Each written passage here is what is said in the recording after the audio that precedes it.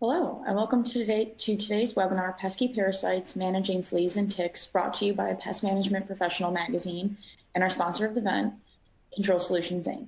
I'm Ellen from North Coast Media, the digital editor for PMP Magazine, and I will be your event manager for today's presentation. At this time, I'd like you to get comfortable with our console and the ways that you can participate during today's presentation. Please notice the Q&A panel on the right-hand side of your console. If you have a question, type it in the panel's text box, then click Submit to place your question in the queue. You may also use the hashtag PMPWebinar on Twitter to submit questions during today's webinar, or to enter into discussions with other attendees. We encourage you to ask and enter any questions you may have for our speaker during the presentation. We will address these questions at the end of the presentation during the Q&A portion. Questions submitted during the registration have already gone to our speaker and may be covered during the presentation. If you experience any technical difficulties during today's event, you may use the same Q&A panel on your screen to submit your issue, and technical support specialist Hallie or I will personally assist you. Finally, you may learn about today's speakers by viewing their photo, bio, and contact information on the panel located on the upper right-hand corner of your console. To earn CEU credits, you must attend the event for the full duration. On-demand views are not eligible for CEUs. You must log in to interact with the live webinar individually and not as a group.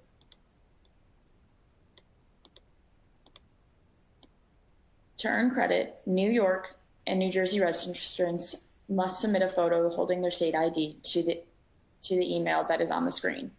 After the webinar is complete, a link will appear to take the quiz to get your CEU credits. The link will be sent to attendees via email and will be on the page once the webinar is complete.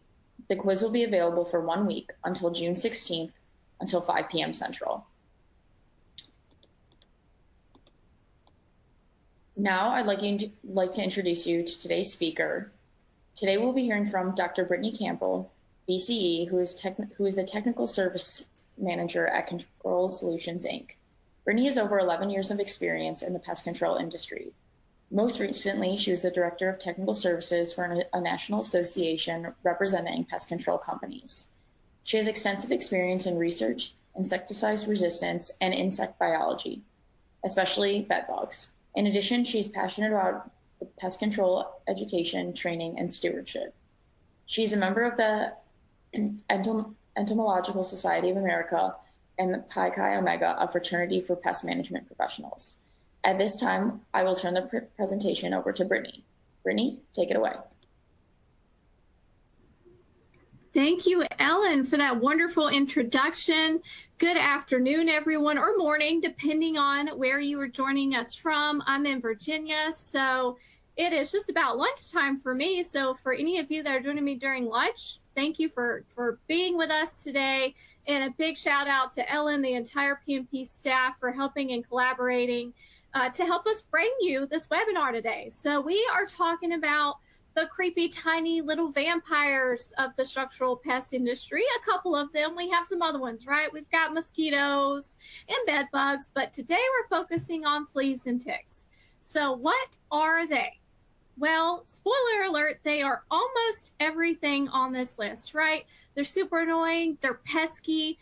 They cause terrible bites that can make us itchy, cause us to scratch. Unfortunately, in severe cases, they can cause disease, which we'll talk about. So they are public health pests. They are, of course, parasites. We'll talk a little bit about what makes a parasite a parasite. They do feed on blood. Already talked about them being little vampires. But I'm already going to give you the answer to one of your quiz questions. So hopefully you're still with me on this first slide. So all insects are arthropods, but not all arthropods are insects. So for instance, ticks are an arthropod, but they're not an insect. So, you know, our customers, most people tend to lump spiders, ticks into the bug realm, think that they're all insects. They are not insects. They have 8 legs. The flea here is an insect. It's an insect and an arthropod, right? So all insects are arthropods. Not all arthropods are insects. So fleas have 6 legs. They have 3 body parts, right? They have a head, they have a thorax, they have an abdomen.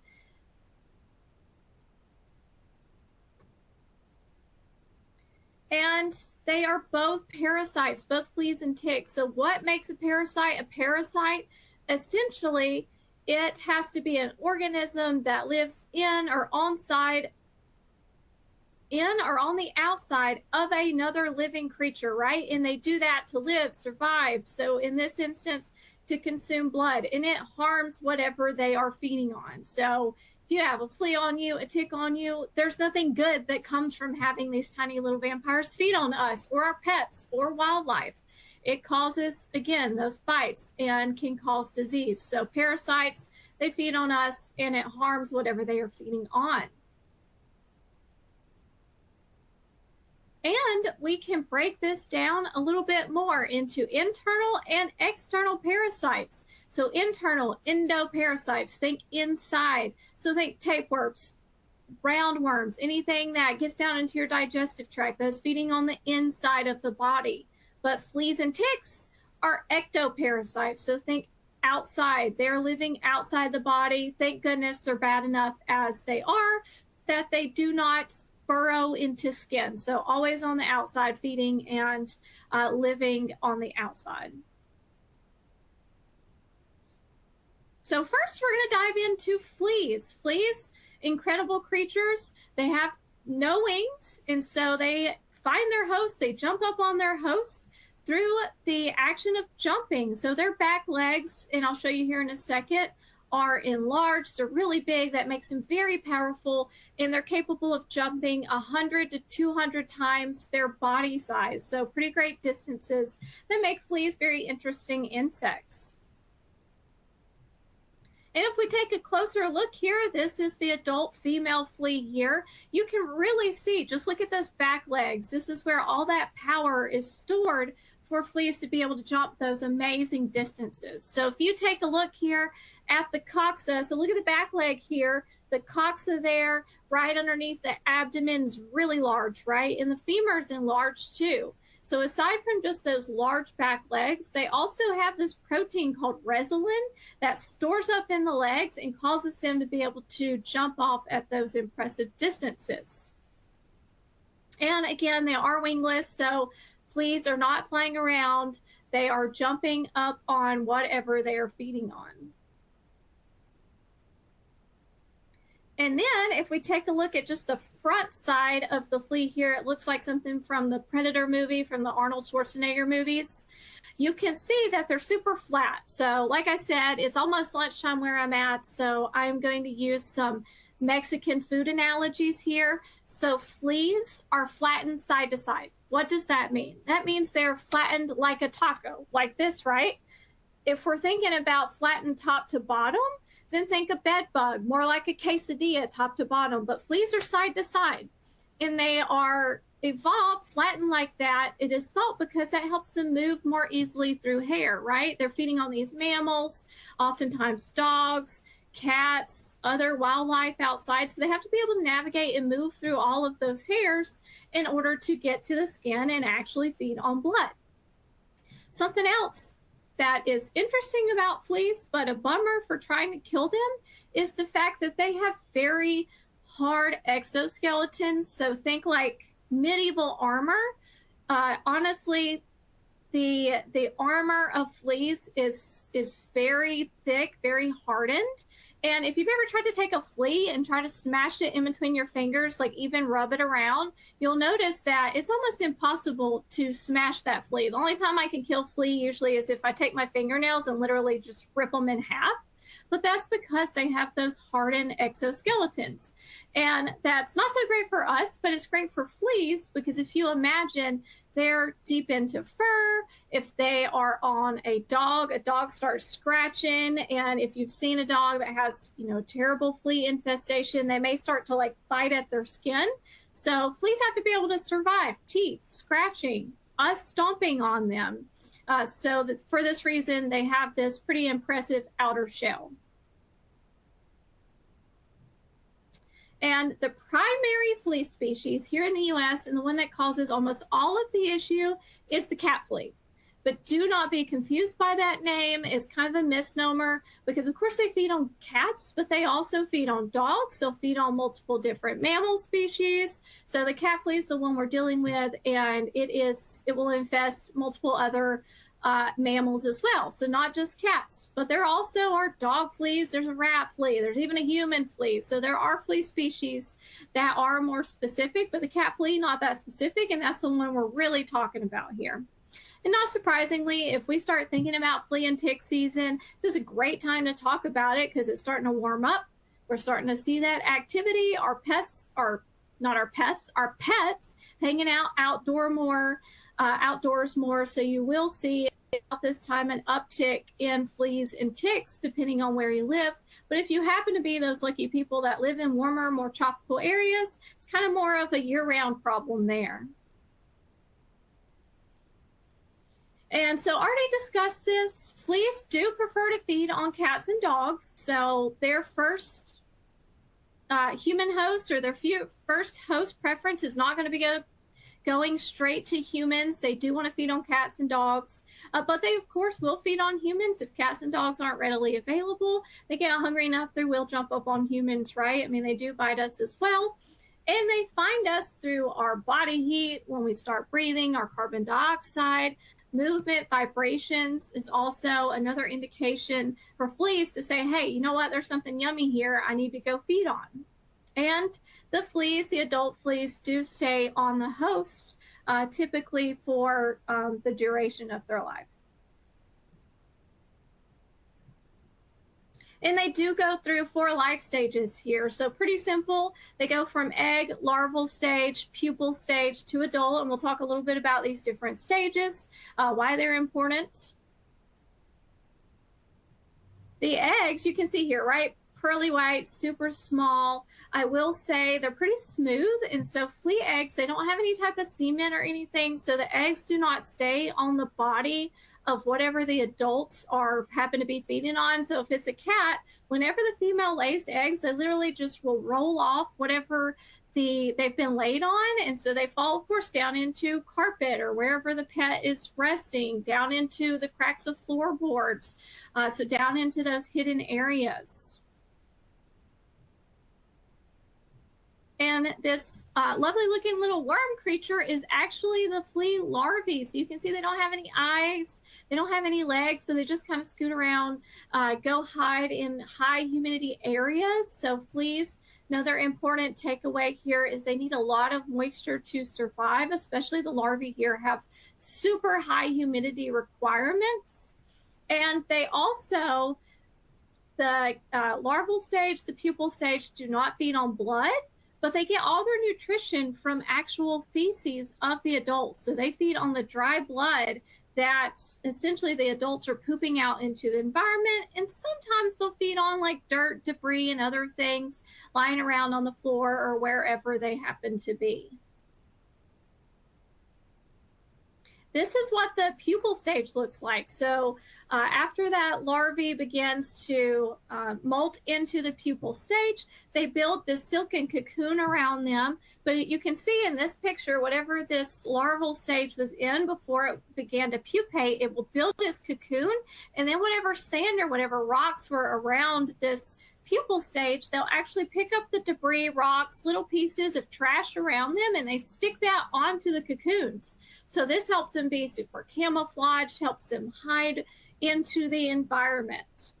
And something that's going to be important as we talk about control methods later, the pupal stage actually is stimulated by vibration. So imagine we're walking around, our pets are walking around the house, they're causing movement, vibration. That is actually what is key to the pupal stage to know, hey, it's time for me to pop out of here as an adult. But also very interesting fact here is that the pupal stage can actually remain dormant. So that means that they do not have to emerge immediately. So if there's some condition, if they're not picking up on warm cues, body heat, those vibrations, they can literally stay in their cocoon for 200 days. And this is super advantageous to help fleas survive. So let's say, we have an empty apartment or something, this pupal stage can survive, and they'll want to do that because if they were to pop out and emerge as adults, then they could die more quickly because the adults are not as long lived. So if they pop out as adults, there's nothing to feed on. They're going to die much more quickly. So it's definitely a survival strategy for this pupal stage. And the adults, we've already taken a look here what these adults look like. Again, wingless. They do consume quite a bit of blood. The female will actually consume 15% of her body weight in blood daily. And once they get on a host, they start feeding pretty quickly. They're pretty hungry within 10 seconds.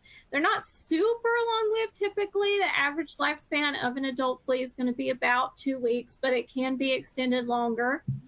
And the bites, in the saliva, they have anticoagulants, so that causes the blood to stop from clotting, so they can easily, take their straw-like face, stick it down into our skin, cut our skin, and inject these anticoagulants to keep the blood flowing.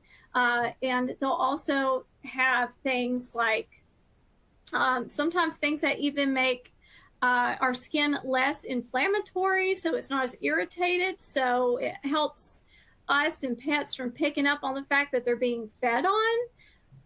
So a lot of things in the saliva that help them kind of go undetected and more easily feed that can be super irritating to us. And if you're familiar with fleas, if you've done a lot of flea jobs, in the pest control industry, I will say fleas are not like a super huge revenue generator. So the last study I saw, really only about 4% of the revenue generated in the pest control industry is on flea jobs. However, they're a great get you in the door pest. So if someone calls, they have fleas, then, our ultimate goal is to get that reoccurring revenue, right? Sign them up for those quarterly services. So fleas are definitely a way to get us in the door and start discussing other pest issues. So it's important someone starts asking, or during your inspections, you see little black specks everywhere. Well, what is that? It's called flea dirt, but it is actually flea feces. So these little black dots, as the adults feed, they are pooping out, they're digesting that blood, and it looks like little black specks all in the fur and hair. So if you just got fleas, typically stay on like kind of the back, around the spine, sometimes around the neck. So, bad infestation, of course, it can be all over a pet. But if you just start to part that pet's hair, get down to the skin, you'll start seeing those black little specks. And for our customers, if they're not really familiar with fleas, a lot of people during COVID, when they started staying at home more, a lot of people got pets and we're not necessarily pet savvy. So learning a lot about how to deal with the things that infest pets, not as familiar with this flea dirt, this flea feces. So an infestation may take a while before they start to get bitten and really know what's going on as well. But if you're not exactly sure, is this flea dirt or not flea dirt? This dog has a significant amount of flea dirt here. I would assume this dog in this picture probably had a pretty good flea infestation. But essentially, if you just took a paper towel, you take a little bit of that dirt, you wet the paper towel, it will become kind of a rusty red. So look, this dog is in the shower, they're bathing it down, but all that flea dirt's just digested blood. So it turns that rusty red color, and that is an indicator, right? That shows you right there that that's not just like a dirty pet. That is actual flea dirt, and it's turning into that red color because it's nothing but digested blood. And if you see fleas, it's really important that you focus on what you don't see in that population. So for instance, you may see some adult fleas, but what you really have going on is a lot of eggs. So in the population, there's a lot more fleas, different life stages that you're not seeing. So about 50% of the population is going to be in the egg stage. 35% of that population is going to be in the larval stage. 10% is going to be in the pupal stage, And at the end of the day, the ones you're really seeing, the adults, are only about 5% of the population. So a couple of things that tells me here, that if we're focusing on just adult control, you're missing about 95% of the population, right? So we're going to talk about what to do with some of those immature stages and focusing our control on the immature stages for flea control. Another thing that tells us there is that we may be missing a lot of the population. A lot of the population may be hidden. So when we're thinking about fleas, we really have to think about the whole life cycle. I think, you know, in the industry, we spend a lot of time thinking about the adults. They're super visible. They're larger. That's the life stage that we interact with the most. But we're not thinking about the entire life cycle and how that may impact our control strategies as well. So already mentioned it here, but fleas are an important public health pest. So you can see here, these are some of the fleas that the EPA recognizes as public health pests. We have the cat flea, dog flea, human flea, rat flea, a couple of other fleas here. But the main one, again, is going to be the cat flea. And this is the one that, you know, for a registrant like myself, the one that we're focusing on a lot for these studies that we utilize to register our products. And you can see fleas are super important in disease transmission. They can transmit tapeworms, plague. So take yourself almost as like a Twilight Zone episode here. We have parasites, fleas, literally also transmitting other parasites. So an ectoparasite that gives people an endoparasite in a tapeworm. So kind of Twilight Zone stuff going on there. They can also cause something called murine typhus, plague. And then again, the itchy bites. One of the issues, our dogs, our pets go to scratch those bites.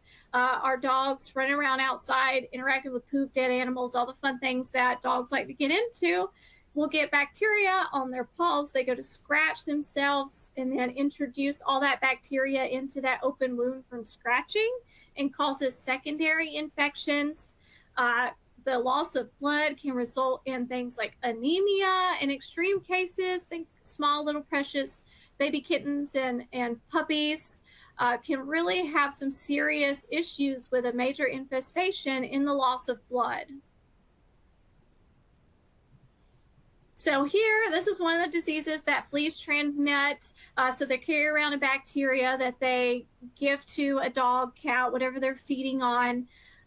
During the feeding process, they transmit this bacteria, and it causes symptoms like very flu-like, right? Fever, chills, body ache, and then also some lovely digestional issues as well, vomiting, stomach pain, rashes. So a whole host of symptoms for this particular disease. And something else fun, aside from the fact that, of course, we start scratching these wounds, where are fleas pooping? They're biting and they're pooping in the same area all around the body. So as they poop, that feces gets into all the little bites that they have produced as well. So as that bacteria gets into those open wounds, this is how that bacteria gets transmitted.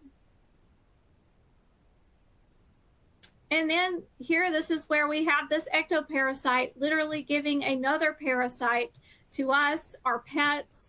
It's very common tapeworm of both dogs and cats. This is the one you see here. And usually people don't pick up on it. I've had my dog get tapeworms one time, and I've discovered it because basically the tapeworm will break off these little yellow segments that you see here, and it'll get all into the pet poop. And this is usually the first indication that there could be tapeworms. For humans, you may see these white segments in your toilet bowl. So tapeworms are rarely harmful, but I mean, again, no one wants to have a parasite in their digestive tract. With that, I say no one would like to have a tapeworm in their digestive tract, but people do sometimes go to extremes for weight loss. I am not a nutritionist. I am a Southerner, and I almost hate to admit I really like fried food. And I'm also not a medical doctor, but I would highly not suggest that you put a parasite into your digestive tract. It does happen. This lady happened to order a tapeworm pill from somewhere, had a tapeworm established into her stomach.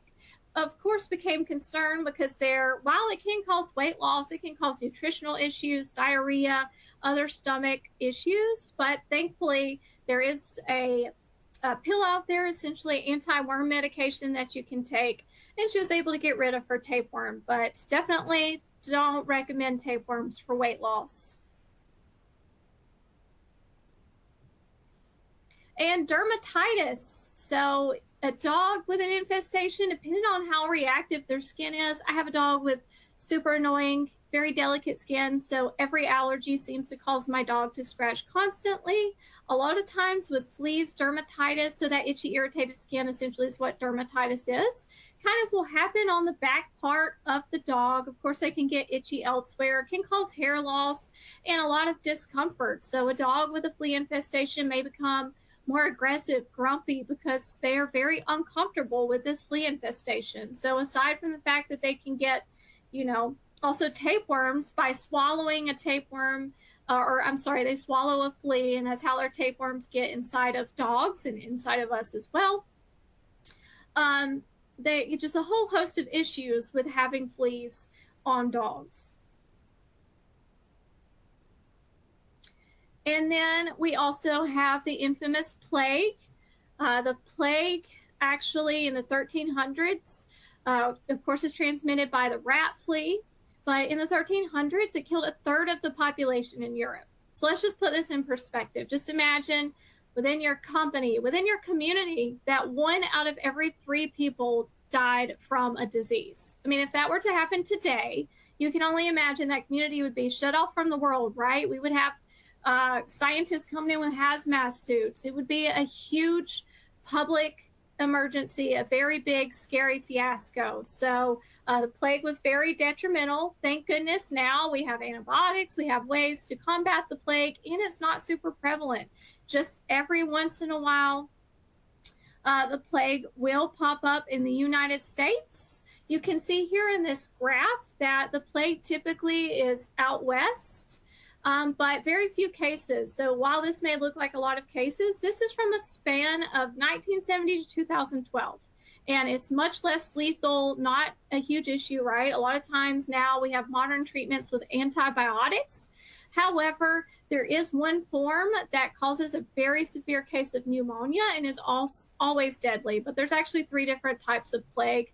But just every once in a while, you'll see some stories about plague occurring in some wild animals out in the US, and every once in a while getting transmitted to humans. So now let's kind of talk a little bit about control here. So I am a bug doctor. I'm not a medical doctor. Unless you happen to have a veterinary degree, if anyone does on this call, then yes, please provide information and recommend treatments to pets. But, flea control, one of the reasons it used to be a hot topic, a lot of flea treatments in the 80s and 90s before the advent of spot-ons and pills as well. My dog now, thank goodness, because I can be airheaded, has a pill that combats heartworm, fleas, and ticks all at the same time. So one pill does it all. And, I get that pill from my veterinarian. That is the one that they recommended for my dog. So advise people, because this can really eliminate fleas and ticks and really help alleviate this issue for our customers before we really have to remediate or get involved. So animal treatments, excellent option. And a lot of times this really kind of what has caused this huge decline in flea treatments in the pest control industry. They're not as needed anymore because this is such an effective tool. But if someone does, of course, happen to get a flea treatment, you get a call. We also need to think, if someone does not have pets, we need to think about the non-pet source. So is there wildlife? Are they feeding wildlife, attracting wildlife around the home? And then our conventional products are also going to be the tools there if there is an infestation. So think carpet sprays, right? Those larvae, those eggs are going to be deep into the carpet, definitely focusing around the edge of the carpet, surface sprays as well to the carpet according to the label. Sometimes lawn products, but really focusing on those shaded areas where wildlife may rest as well. And then insect growth regulators are a very important tool for flea control. Vacuuming. I cannot emphasize vacuuming enough. And we can encourage our customers to vacuum. The more OCD a customer is, legit, the better it is for fleas, because we want to vacuum a lot. So why do we vacuum?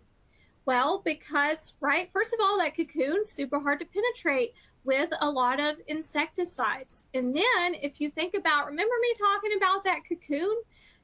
Really those vibrations and stuff causing the pupae stage to pop out and emerge as adults. Well, if you vacuum, that's going to cause those vibrations, and that's going to be an indicator to that pupal stage to emerge. So then you can just suck up and vacuum the pupal stage. And there's actually data that has shown that about 60% of the eggs can be vacuumed in one event, about 25% of the larvae, because the larvae will kind of grip onto the carpet fibers. So a huge percent of the problem can really be eliminated with vacuuming. And IGRs, want to talk on this, or IDIs, sometimes we call them insect disruption or insect inhibitors here. I can't talk today.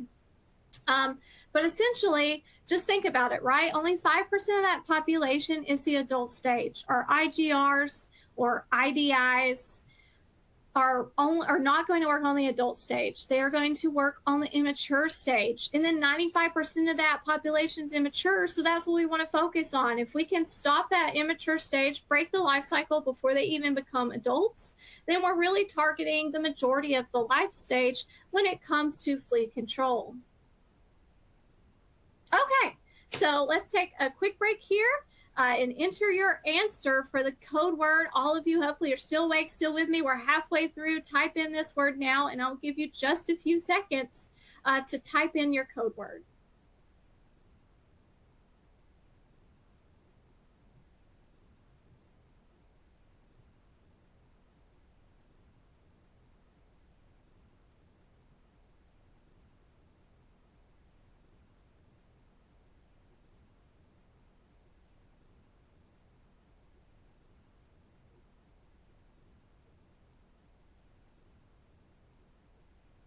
Okay, just a few more seconds. If you're not paying attention now and you haven't been able to type in about 8 letters, then I hope you're going to wake up next 2 seconds, run back from your coffee break, whatever you need.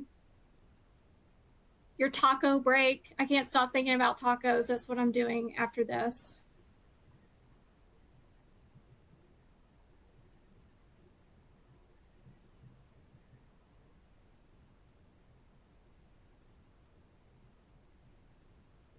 Okay, again, code words, parasite, get it in there, type it into where you need to type it in, because we want everyone here to hopefully get a little bit of information and also get your important credits so you can have your license in shape and keep providing these very important, valuable services to your customers.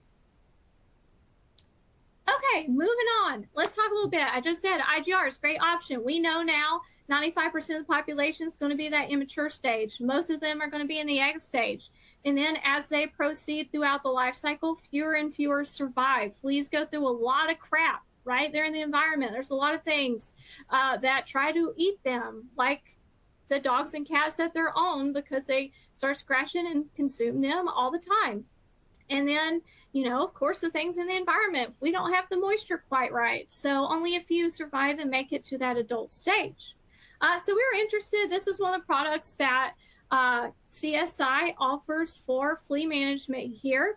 And so we did a particular study where we placed some eggs on 3 different surfaces here. So on some sand, carpet, treated mattress, and then followed these eggs to adulthood. And you can see that over the time that it took from egg to adult, which is about 21 days for a flea, that none of the eggs molted to adults. So it inhibited development of 100% of all the fleas that were on these surfaces at the label rate. So IGRs, again, super effective, huge proponent for the use of IGRs. And of course, in the conjunction of an adulticide as well. I mean, there's still 5% of that population. The more of the life cycle that you can kill, the better off, right? So I'm not saying no adulticides. I'm just saying IGRs are an important aspect of a flea control program. And, you know, unfortunately, there's always going to be that caveat, right? There's always that one life stage. There's always difficulties with controlling pests. I wish our jobs were easier than they are sometimes. But of course, there's the pupae. Again, I talk that cocoon is hard to get stuff in. So that comes back to vacuuming. So if you do a treatment, talk to your customer, encourage them. When you're out there doing your treatment, you may go in, do that vacuuming yourself. But then I would also say, let's encourage the customer to also vacuum a couple times a week to help us out as well and to help themselves out. Outdoors, we also have another product that has a combination of IGR. So that one product I just mentioned with pyriproxyfen, novaluron. So it has a juvenile hormone analog and a chitin synthesis inhibitor in it as well. Duraflex has bifenthrin. So kind of combo here, kind of knocking out all the different life stages. Can be applied to pet resting areas. So outdoors, think about our crawl spaces as well. And then pets, a lot of times it gets hot. They want to hang out under decks. So it'd be an excellent option, those shady areas for control. And then also when you're doing your treatment, well, think about where is the pet? When we're doing our treatments, at the end of the day, we need to understand the pest and its biology and where the heck does that pest hang out? What is it feeding on? Well, of course, with fleas, they're going to be feeding on the pets. So for me, I'm a psycho. I let all my dogs, have 3 dogs, lay in the bed with me. It's probably why I don't get decent sleep, because I modify my body in weird ways to make sure my pet gets awesome sleep. So human beds, if they're allowing their pets laying there, wash all the bedding, dry the bedding, focusing on furniture, couches. Another one I've seen flea infestations is the nice little nooks and reading crannies underneath the little benches that people oftentimes will build and put underneath windows. Our pets, our dogs like to make sure there's no intruders in case they need to kill the mailman, right? They'll pop up on those windows, spend a lot of time looking and watching outdoors. So another place to not forget. And then closets. If you have a rug carpeted closet, I also have a dog who, for whatever reason, likes to dig into my dirty clothes. And I'd like to say that I always put them in my hamper, but if I create a little pile in my closet, he'll go in there as well. So don't forget those other places where pets may go. Outdoors, again, we want to focus on those shady areas. Where are the pets hanging out? And last but not least, if you get this comment from your customer, a customer says, I'm still seeing fleas 2 weeks after treatment. Let's try to hit that head on. So before the customer is concerned 2 weeks after treatment that they're still seeing fleas, at the time of treatment, let's discuss and have that communication with our customer and say, hey, look, it may be a couple weeks. You may still have some fleas emerging out of that pupal stage. It takes 21 days for them to fully go through their life cycle. So it's going to be really important. So again, tell them if they can vacuum twice a week and help suck up any of the emerging adults as well, get those pupae actually active coming out to get exposed to our treatments, is going to be super helpful. So let's hit that one head on and make sure that we're setting expectations for our customers so they're not flipping out 2 weeks later. They still have fleas everywhere, because everyone wants everything to work immediately. And that's just not how the biology of our pests work, and sometimes not how our active ingredients and products work as well. So it's important we set those expectations. And just remember, one takeaway, if you did happen to take a little nap, just remember, for every 6 fleas you see in the environment, or adult fleas that you see, there's at least another 300 hanging out in different life stages in that area as well. Whew. Okay, 40 minutes in. We have 20 minutes, you guys, to run through ticks. So let's talk about ticks now. I love ticks. I mean, I don't love to be bitten by ticks, and I'm afraid of getting a tick disease because I spend all my time outdoors. But I'm a weird entomologist. I love all insects and arthropods because ticks are not insects, remember? This to me was like one of my favorite public service announcements that any organization has done. So the CDC a few years ago, if you saw this, they posted on Twitter and like talk about a total public freak out because we all know there's some delicate flowers out there that don't like the truth and are easily offended. But I thought this was very effective. So the CDC, they took some breakfast muffins with poppy seeds and they dabbled 5 little tiny seed ticks on there and asked the public, can you find these 5 seed ticks?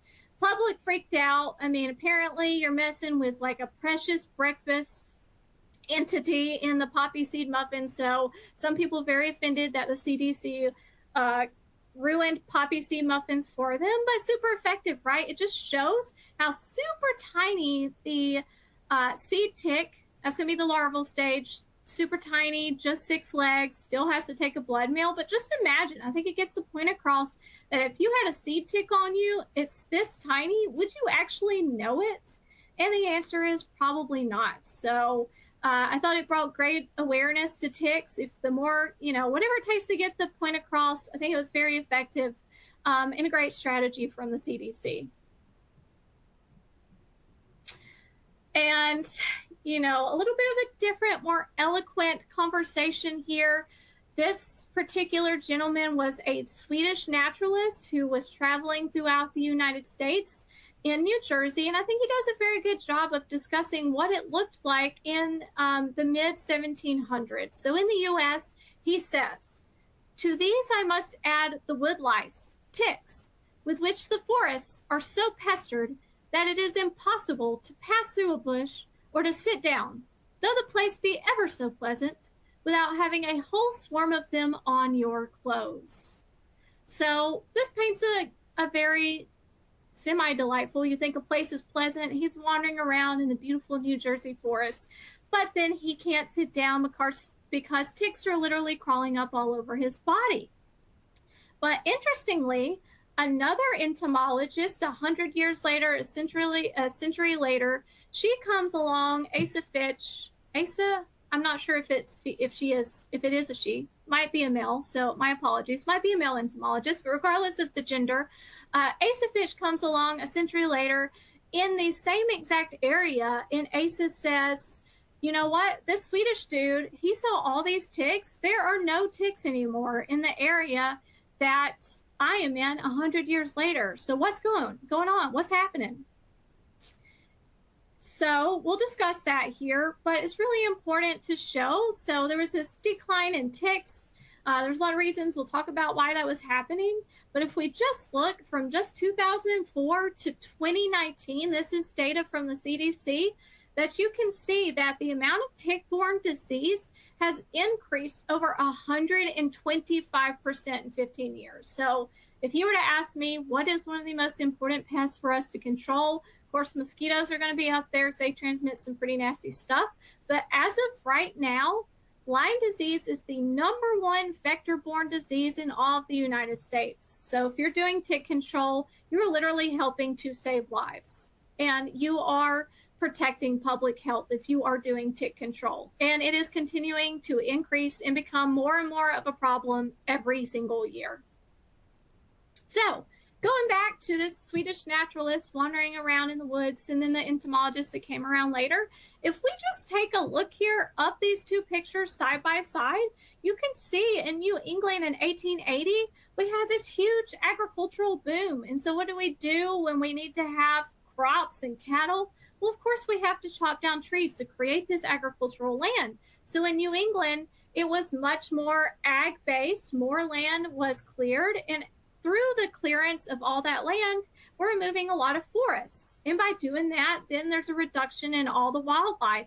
And so a huge decrease in ticks. So by the time Asa Fitch came around 100 years later behind the Swedish dude, basically a lot of the trees had been cut down, so there were not nearly as many ticks.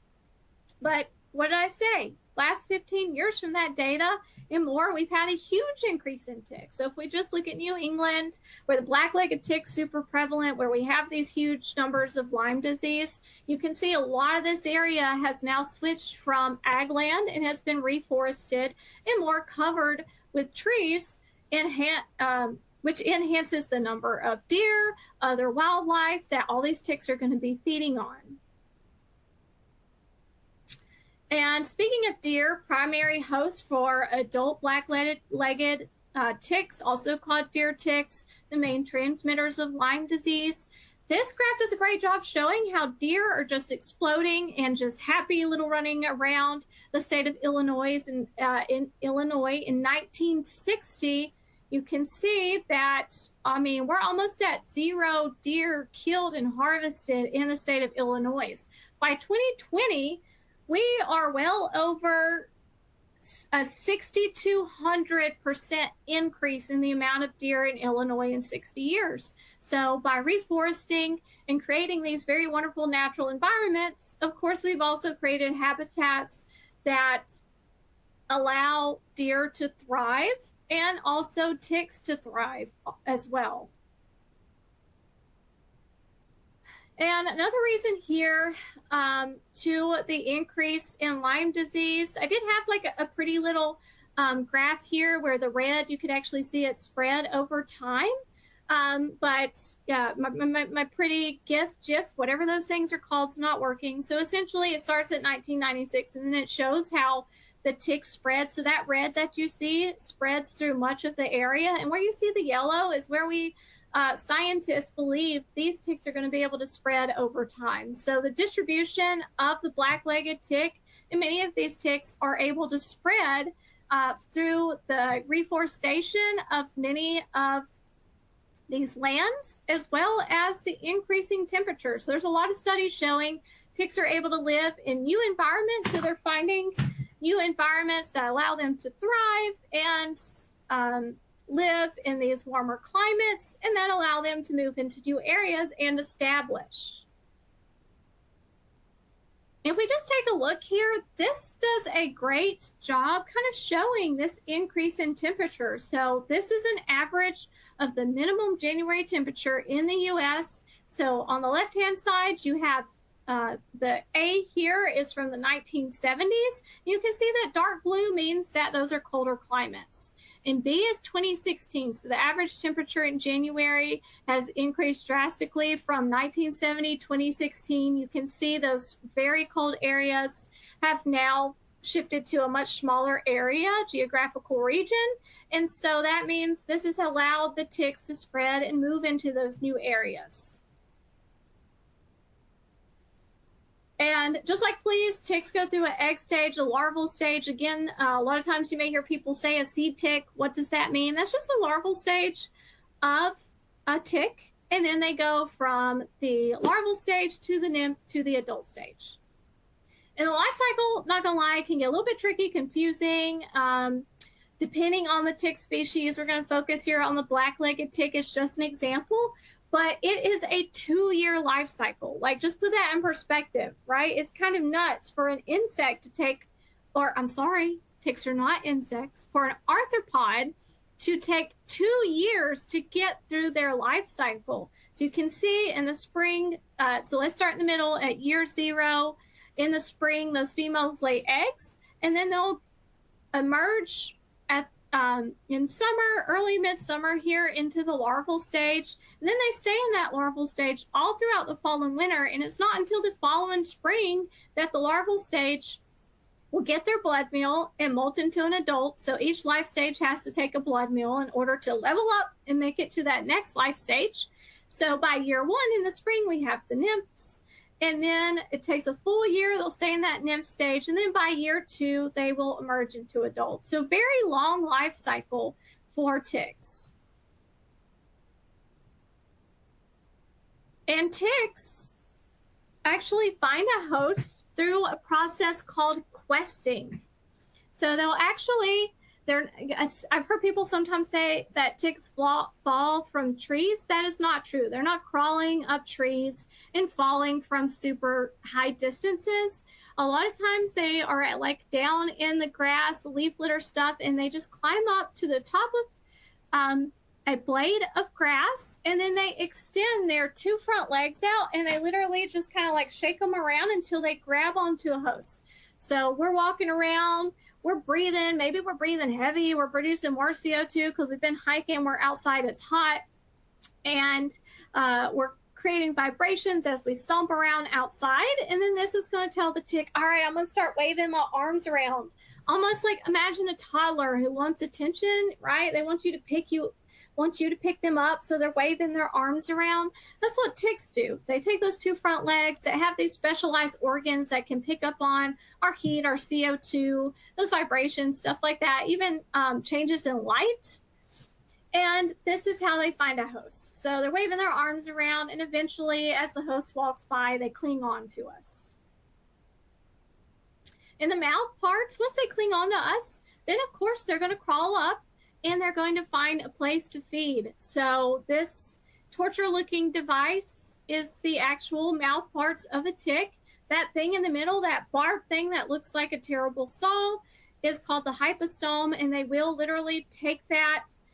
There's some hooks that are kind of hard to see in front of that saw-like thing that separate, and they hook into the skin, grab on so they can ride around for the long haul, because the adult ticks are going to stay on 3 to 5 days typically once they start feeding.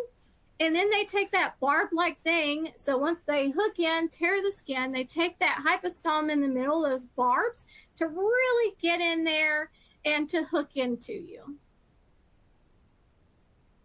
And there's about 80 ticks that live in the U.S., but there's only a handful that are really important. And what I mean by important is they spread disease, right? Or they cause some economical issues as well. So that's, again, going to be the black-legged tick. If you live out west, western black-legged tick, woodchuck tick, rabbit tick, Lone Star tick, American dog tick, Rocky Mountain wood tick, winter tick, Pacific coast tick, brown dog tick. All these are hard ticks. Don't really focus on soft ticks. Not really a huge issue. So we're really going to focus on the hard ticks. But I'm running out of time. That's why I'm already talking fast. So we're just going to briefly kind of talk about 4 ticks.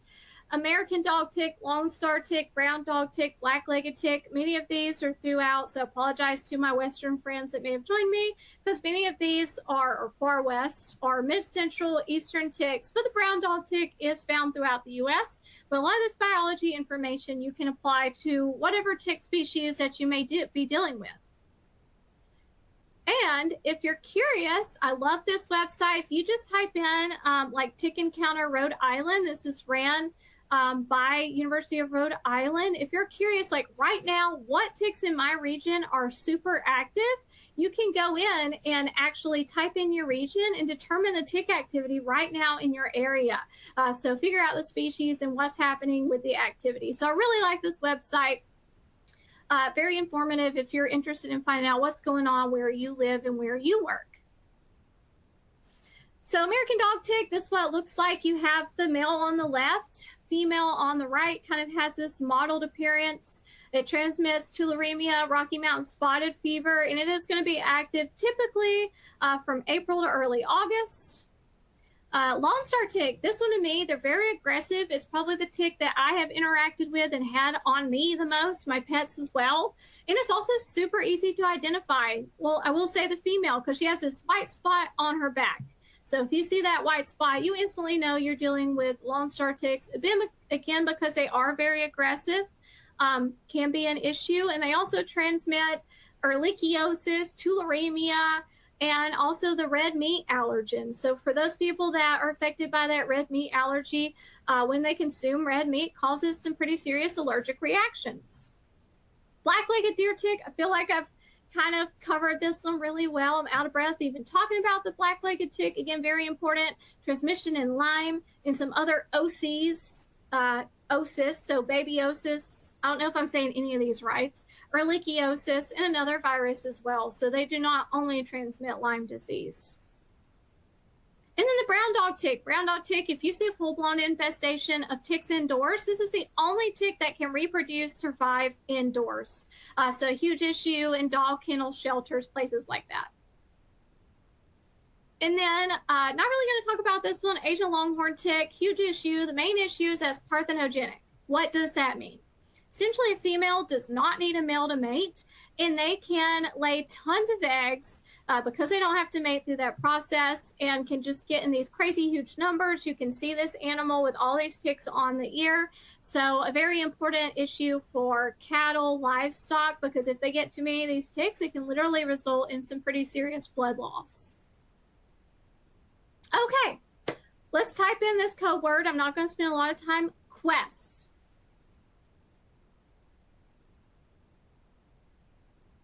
So remember questing. That's how ticks find the host, right?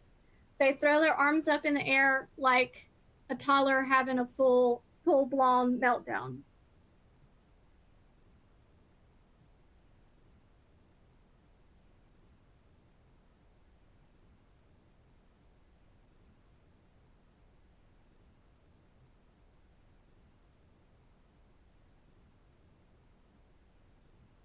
Okay, a few more seconds. Again, be sure to type in quest so we make sure we get those very important CEUs.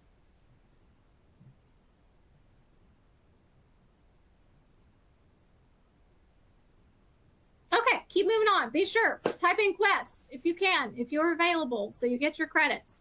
Okay, let's just last few minutes, let's quickly talk about service, right? Communication is going to be key. Let's talk about where the spots are, where ticks are going to be most prevalent. We have to do a thorough inspection. And what are the areas that you inspect? Well, one of the most important areas that you need to focus your treatment on, potentially shrubs and stuff around the structure. But the big area is going to be an ecotone.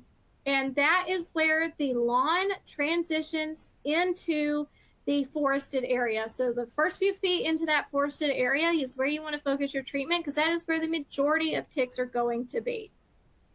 And ticks do not like sunny areas. So if we mow the grass, we keep that grass super short, we really allow sun exposure, that is going to be key for managing ticks. But again, those forested areas that are going to provide moisture deep into the vegetation, into leaves, going to be a great area for ticks.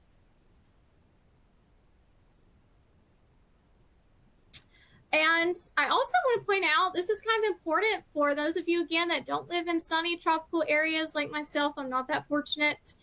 So if you have leaves fall in the fall, then something important to talk to your customers about is if they're blowing those leaves into that ecotone, into the woods, that can create a habitat that is very conducive to ticks. So it's been found that 3 times more ticks, if you're just blowing the leaves over there, will be in that leaf litter. So when we're talking about leaf management, you can talk to people about bagging their leaves, mulching, and just not blowing them into the area that could potentially cause more ticks in their backyard.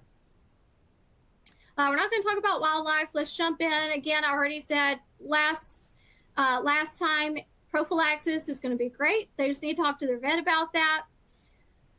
Let's get into some of the products here. So essentially, pyrethroids can be super effective. This particular study found that there was 85% control of black-legged ticks after applying some pyrethroids here. Lasted for about 7 weeks. A fall application of pyrethroids resulted in suppressing nymphs up to 6 months. You want to make sure when you're looking for products that they are labeled for area-wide tick control, or at least the sites where ticks are going to be hanging out, so shady areas into vegetation. Now, of course, those sites are on the label, and then ticks as well are on the label. And we want to focus on that tick zone, again, that transitional ecotone between the grass and the forest, in areas where you have high moisture, and get it deep into the vegetation, right? Deep into the ground.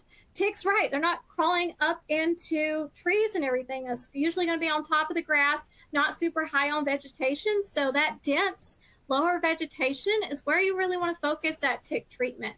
And 2 applications, one in May or June. You're targeting usually the nymphal stage, depending on the species. Another application in the fall to target those adults in October. I think I've flown through a lot of this. Indoors, Just real briefly, this is an aerosol product that we have. So if there is an infestation of brown dog ticks underneath the chair here, you can see where these ticks are hanging out underneath this chair.